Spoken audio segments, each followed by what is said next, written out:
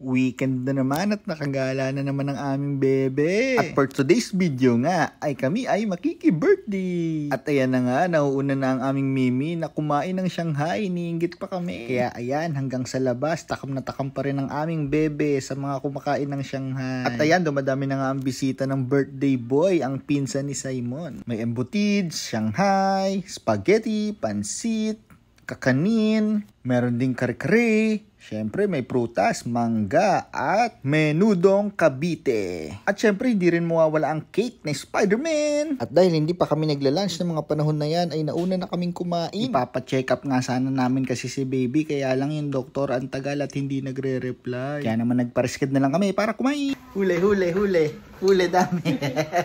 At ayun, busog na nga kami kaya nakiselebrate na kami dito sa labas kasama ang mga chikiting. Para kahit baby pa si Simon ay na-experience na niya ito. Naabot niya. Happy birthday! Happy birthday, kuya! Happy birthday, kuya! Happy birthday, Eddie! Happy birthday, Eddie! Happy birthday! Happy birthday! Happy birthday, Eddie! Happy birthday, Eddie! Belum mo. Oh. Dito sa taas. Yan. Yay!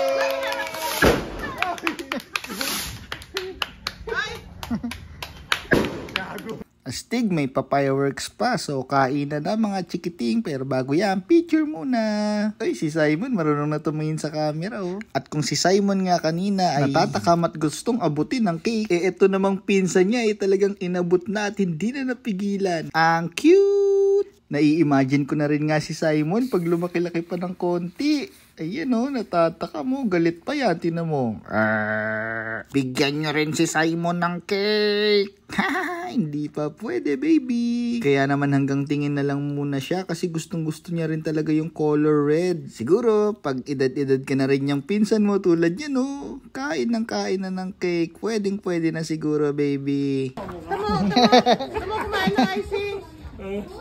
At nag-start na nga kumain ng mga kids, spaghetti, Shanghai, and fried chicken. Napakasasarap nga ng food. At syempre, ang cake din. Tingnan mo naman si baby, oh. Kulang na lang talaga suluhin niya yung isang buong cake. Ang cute-cute. This is the third time na ata na ini-invite si Simon sa mga birthday party. At syempre, hindi pwedeng hindi kami pupunta dahil syempre matatakaw yung mga magulang.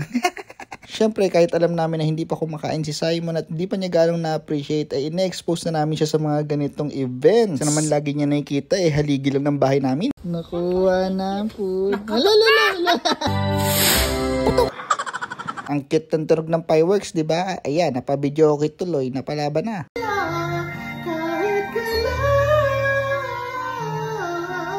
Ayun, ang ending, lasing. The next day. Abay, nawinom ka kagabi Hala, sige, gising. Hala, sige, bumangon ka na dyan at may inuman pa ulit mamaya. Bangon na, bangon. Naalimpungatan ata ako dyan. Pinapainom ako ng sarili ko. Ay, panaginip lang ba to? Naku po, bangon na nga. So, paano? Hanggang sa susunod na direksyon.